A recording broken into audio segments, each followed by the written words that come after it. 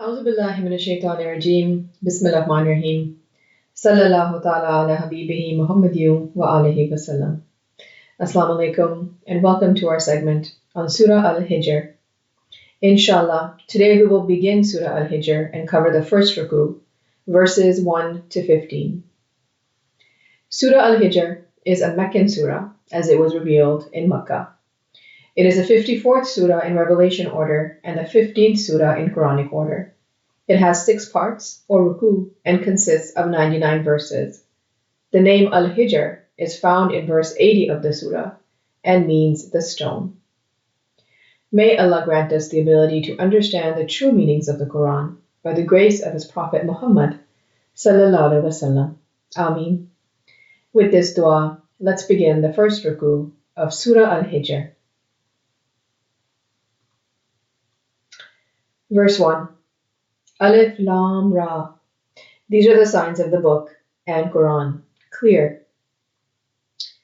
This verse sets the tone of the surah, in which the signs reflective of our book of deeds, known as Al-Kitab, and the Quran are clearly described, so that we can know how far we have come and where we stand in this life in accordance to the Quran, and what our fate will be after this temporary life ends. Let's go on to verses 2 and 3. A time may come, we'll wish those who denied if they had been Muslims. Leave them eat and enjoy, and keep them indulged by the hope. Then soon they will come to know.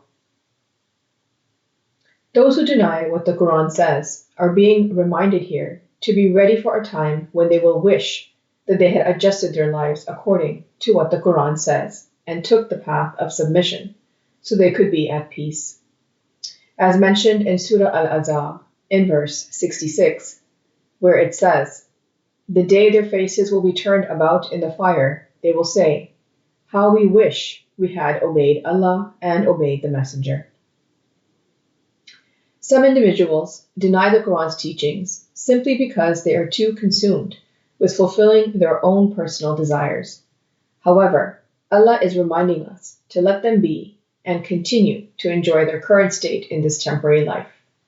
They have been granted a respite, but it will soon end, and their time for recompense will arrive.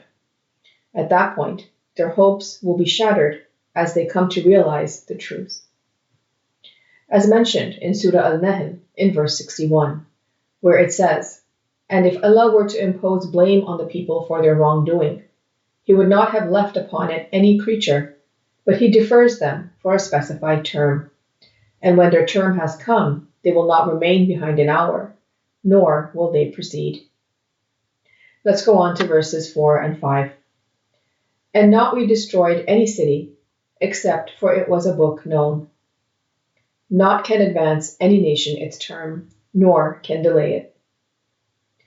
Allah's system of laws would never allow a nation to be destroyed unjustly. It is a result of the actions of individuals that lead to their destruction. And as long as a nation continues to reform according to the Quran, it will not be destroyed. As mentioned in Surah Hud, in verse 117, where it says, "And your Lord would not have destroyed the cities unjustly, while their people were reformers."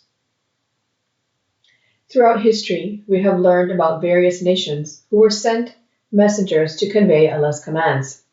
They were given a chance to accept the message and reform their ways.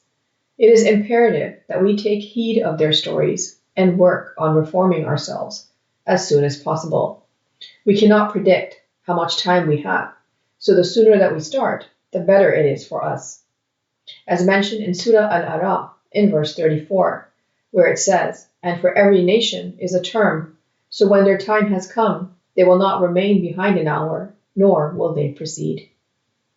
Let's go on to verses 6 and 7. "And they say, 'O you to whom has been sent down upon the reminder, indeed you are mad. Why not you bring to us the angels, if you are of the truthful?' Those who deny the truth can't come to accept it, so they call it madness and ask for miracles so they can see the reality. This is a common thought pattern of those who deny the truth.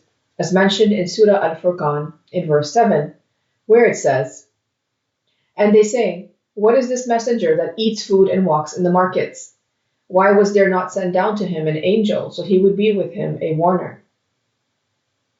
How many of us actually deny the message of the Quran or even reflect deeply on it when it is presented to us? Something for us to reflect upon.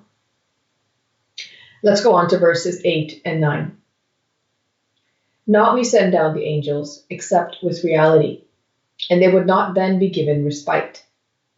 Indeed, we have sent down the reminder, and indeed, we of it are guardians." Angels descend according to Allah's law, not according to the request of those who deny the truth. The purpose of their descent is the appearance of results, and no respite is given at that time.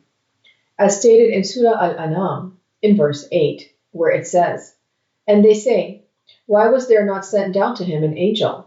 But if we had sent down an angel, the matter would have been decided. Then they would not be given respite." The reminder has been sent to us through the Holy Quran.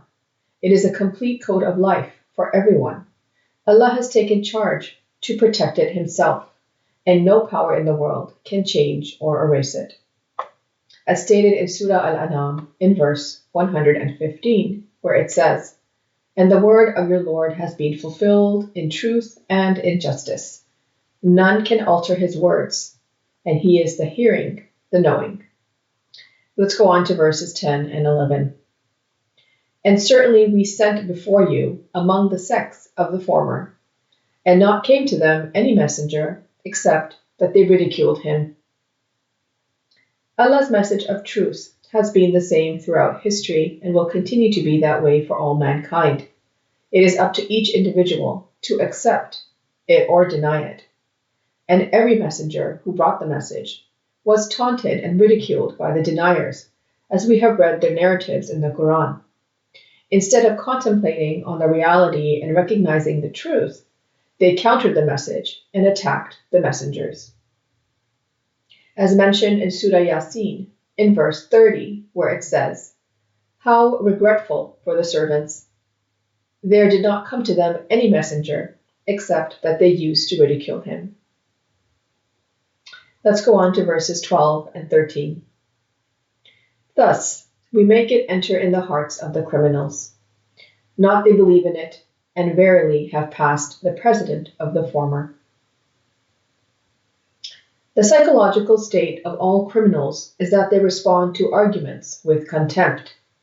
They don't deem the laws to be worthy and show disrespect towards them.